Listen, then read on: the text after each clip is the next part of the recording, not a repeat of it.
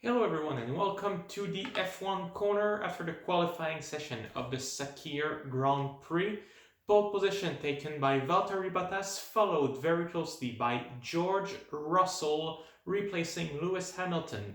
If you had told me that last week after the race, I would probably have asked, in what year is that happening? Well, we are in 2020. And third place, Max Verstappen, also following very closely, but let's start with the beginning and dig into the three sessions of this qualifying, starting with Q1.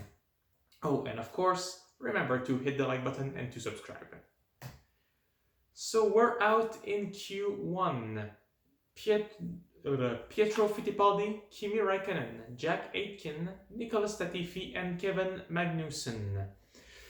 Fittipaldi, first time ever in Formula 1, last place, did not race in single-seater for at least 2 years, did the best he could with that car, and was already doomed to start from last place since he's taking new engine component, which is not a big surprise considering the damage to Grosjean's engine from last week. So Fittipaldi, just doing the best and learning the ropes of Formula 1, starts 20. Kimi Räikkönen, a bit disappointing considering that his teammate Antonio Giovinazzi did make it to Q2 in 13th place, but just could not improve on his lap and could not put everything together. One guy that will be very happy is Jack Aitkin, also Formula 1 rookie, first race in Formula 1, but qualifying in front of the oldest and most experienced driver in Formula 1 sure is going to be a little win in his heart and will surely be celebrating after this week. Will start 18 behind his teammate, Nicholas Latifi. Latifi for the first time this season, out-qualifying a teammate, but just barely 1/10 of a second, and it was close until the end. Aitkin making a little mistake, maybe could have taken that 17th place. And Kevin Magnussen, well, in the same boat as Fittipaldi, just trying to extract everything from that car, but we know it's not a good car. The Ferrari engine is not a powerful one either, so they are pretty much at a disadvantage to begin with. No big surprises here in Q1, if only that Alex Albon passed only by a few hundredths of a second, which was a bit tight, I believe, for his liking. But still, all well that ends well for Q1. Kevin Magnussen will start in 16th place, followed by Nicholas Latifi and Jack Aitkin for Williams. Kimi Räikkönen starts 19, and Pietro Fittipaldi starts 20. I don't know why I keep wanting to say Emerson Fittipaldi, but I think he's a bit too old to be racing in F1, right? If only he was with us. But let's go now to Q2. We're out in Q2. A few surprises here. Esteban Ocon, Alex Albon, Sebastian Vettel, Antonio Giovinazzi, and Lando Norris. Let's start at the bottom. Lando Norris putting on an average lap on his first outing, and after that tried twice for a fast lap, but did not manage to deliver anything, pretty much abandoning his laps after the first sector. So probably something either wrong with the car or the traffic just seemed a bit too intense, but Norris cannot put a good lap together in Q2 and will start in 15th place, his worst qualifying this season. Giovinazzi, good job making it to Q2, will start in 14th place. Did not expect much more from him at this stage, just happy to deliver the goods. Sebastian Vettel, also one of those that had trouble. It's been a tough season for him all year, and we know it. But the fact that he only made it to 13 while Charles Leclerc made it into Q3 and by quite a margin will be disappointing for the German driver. But on the bright side, there's only 2 races left for him with Ferrari, and he can move on after that. Alex Albon, this will be probably the disappointment of this Saturday qualifying.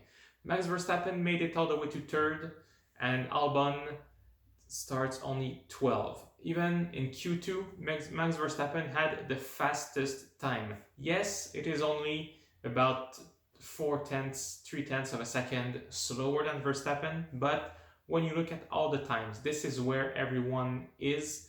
Everyone is beating each other by only a few hundredths of a second, so it is very disappointing for the Albon, who is still fighting, if you want, for his seat at Red Bull next year. Can he bring the fight to the big teams tomorrow? We'll see. Because this is a moment where Red Bull needed Alex Albon to deliver the goods, considering that Lewis Hamilton will not be there and that now they can truly try to put a fight with Mercedes for the win. The fact that Albon is not there will very much impede their chances of doing so. Esteban Ocon, also a bit disappointing, 10th and a half behind teammates Daniel Ricciardo, who did make it to Q3. Ocon still struggling with that car in qualifying, which is also a bit disappointing. He is brought back with Renault, thinking that he could be the hope of the future for that team, and even, he was with the Mercedes program for quite a while, but struggling throughout the whole season in qualifying, beaten 15-1 in Quali this season by Ricciardo. Tomorrow's another day. They are fighting for 30th championship, so maybe they can deliver during the race. So that's our Q2 out, and we'll start in 11th place. Esteban Ocon for Renault, Alex Albon for Red Bull, Sebastian Vettel, Antonio Giovinazzi, and Lando Norris for McLaren. And finally, let's go to Q3. On pole, Valtteri Bottas, only 26 thousandths of a second in front of George Russell and 56 thousandths of a second in front of Max Verstappen.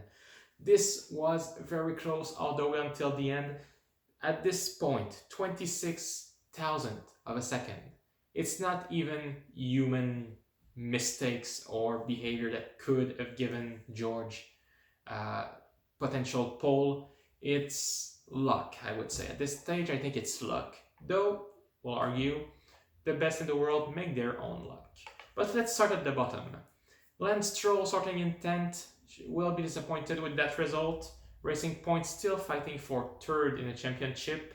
Sergio Perez did manage to make it 5th and by 4 tenths of a second in front of Stroll. Again, we have to question, are they making a good choice by keeping Lance Stroll next year instead of Sergio Perez? Well, that's Daddy's boy and Daddy's team, so I guess that's the reason. And yeah, that's pretty much what I think. Sergio Perez still fighting for a drive next season. Pretty much the only seat available is Red Bull, and it's between him and Albon at this point, but again, delivering a very strong result in 5th place for Sergio. The two AlphaTauri, Kvyat 6th, Gasly 9th. Very good result. Kvyat seemed to struggle throughout the whole weekend up to this point, but managed to deliver a stunning lap in Q3. Will start 6th. Gasly, another strong result for him, starts 9th and should be happy about that. Carlos Sainz, 8th, not bad all things considered. They are 3rd in the championship, McLaren, and if he can maybe make up a few places at the start, will just help bring some more points here. 7th, Daniel Ricciardo, after making it barely to Q3, he did manage to do a good lap and out-qualify the McLaren and the Racing Point of Lance Stroll by a few tenths of a second. Good job here. The one who did the most impressive lap in this Q3 is probably Charles Leclerc, 4th place. He did only 1 lap in Q3, and after his only lap, just was actually P2 for a while, went back to the garage, jumped out of the car, and never went back on track. He said it on the radio, it's probably the best lap he can possibly deliver with that car. There was no reason to go back on track. It was just impossible to improve, according to him. So Leclerc sitting on his time throughout the whole of Q3 and will start in 4th place. Pretty good result for the Monaco driver. And yeah, he keeps delivering what Ferrari ask of him. And you know what? They will solidify this sixth place in the championship. And with a bit of luck, you never know what can happen to the guys in front. Maybe they can make it up to fifth if everything goes well, which would bring a bit more money to Ferrari. And yes, we said it. Verstappen third. Um, Not a bit gutted with this result, but also putting everything into perspective. How short this lap is probably the reason why they are so close to Mercedes. George Russell, pretty happy on his side, said he would have been happy simply making it to Q3, just because he's pretty much unlearning everything he got from Williams and learning everything new at Mercedes. Very happy with this result. Will be able to take the fight to Valtteri into turn 1 during the race on Sunday. And Bottas, not as excited as we thought he would have been with pole, maybe because Russell is very close to him. Of course, happy to be there, but it feels like it doesn't feel like a proper pole to him. He should have beaten Russell by a bigger margin, but still, good job for Valtteri and another front row for Mercedes, who keeps their almost perfect record for pole position, 15 out of 16 so far this year. That's it for today, everyone. Thank you once again for watching. Please smash the like button, subscribe to this channel, and tell me what do you think will happen during the race. Thank you again for watching, and I will see you after the Sakhir Grand Prix tomorrow on Sunday.